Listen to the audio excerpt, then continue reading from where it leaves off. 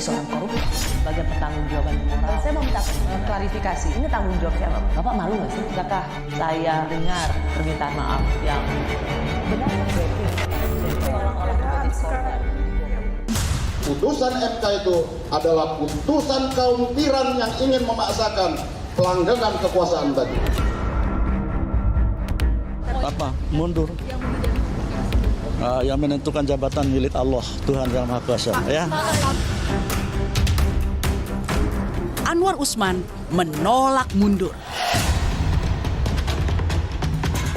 Ketua Mahkamah Konstitusi periode 2023-2028 yang juga adik ipar Presiden Jokowi ini menerima pengaduan yang paling banyak, yakni 18 laporan. Mayoritas mempersoalkan dugaan konflik kepentingan dalam menangani uji materi perkara 90 yang diduga untuk memuluskan jalan politik Gibran ke arena Pilpres. Apakah ketua majelis dalam perkara 90 itu bisa independen? Karena sangat erat sekali hubungan perkawinan ipar. Kami tidak yakin. Karena hubungan ini membuat seseorang tidak akan bisa independen.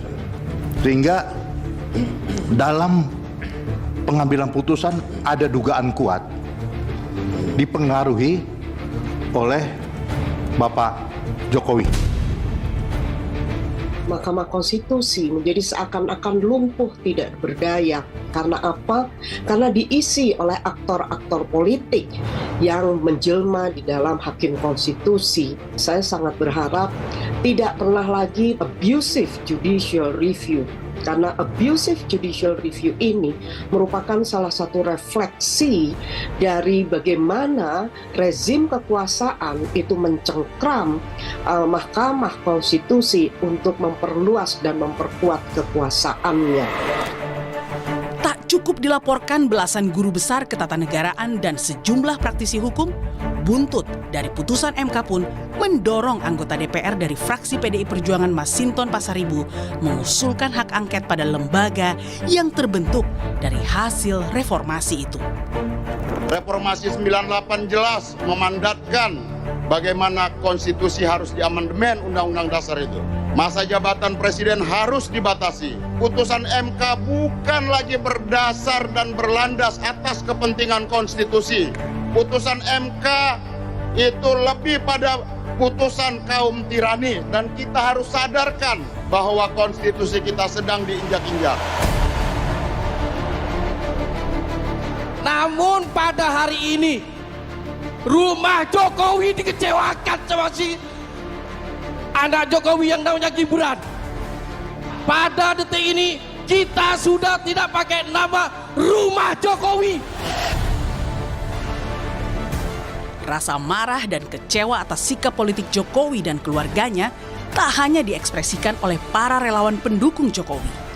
Barisan budayawan yang kerap mendukung Jokowi sejak Pilkada DKI Jakarta hingga 2 kali Pilpres, satu persatu mencurahkan rasa patah hati mereka melalui surat terbuka.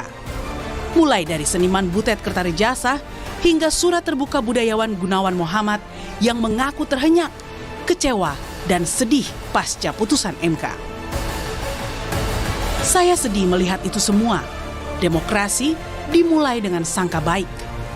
Kini sangka baik itu retak, mungkin rusak parah, karena orang yang kita percayai ternyata culas. Kekecewaan publik pada Presiden Jokowi kini ditumpahkan pada Majelis Kehormatan Mahkamah Konstitusi. Putusan mereka inilah yang jadi pertaruhan. Mampukah kepercayaan publik kembali pulih pada Mahkamah Konstitusi?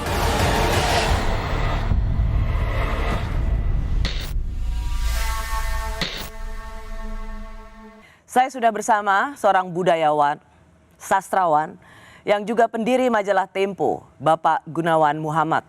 Ia biasa dipanggil GM atau Mas Gun. Mas Gun, terima kasih sudah di Rosi. Terima kasih kembali, suara hormat rasanya. Saya merasa ini suatu sejarah, karena belum pernah rasanya seorang Gunawan Muhammad menerima undangan untuk talk show di televisi. Iya, betul.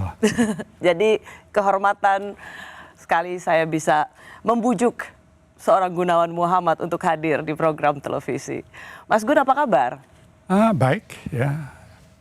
Sedikit tidak sehat karena long COVID, tapi pada dasarnya saya oke. Sempat kena COVID ya, Mas Gun ya? Kena Mas Gun tahun 2023 ini berapa? 82 ya Mas Gun? 82. Oh, still ini Masa? sehat. Alhamdulillah. Alhamdulillah. Mas Gun, saya mau tanya dulu, aktivitas Mas Gun ini ngapain sekarang? Saya lihat sering ke Bali, ngelukis. Sekarang Mas Gun ini ngapain? Ya, saya ini menyiapkan beberapa pameran. Nanti di bulan November, ya bulan ini, pertengahan ada pameran bersama di Art Jakarta, di Kemayoran, bersama teman-teman dari, ada FX Harsono dan juga dari Devi Ferdianto yang menjadi master printer dari Devto Studio. Nanti akhir November, pameran tunggal saya di Rumah Miring di Pondok Indah. Lalu nanti Februari di Lawangwangi, Bandung. Sibuk Pameran dong ya? Sangat sibuk. Mas Gun, saya mau klarifikasi. Benar ya nama Mas Gun dinominasikan untuk sebagai penerima Nobel Sastra?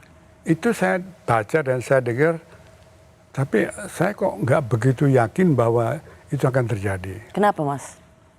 Begini, sastra Indonesia ini tidak dikenal di luar negeri, dan orang-orang panitia Nobel itu tidak pernah ada yang berbahasa Indonesia. Sebaiknya bagi saya yang penting bukan dapat hadiah Nobel, apakah karya saya dibaca orang di sini.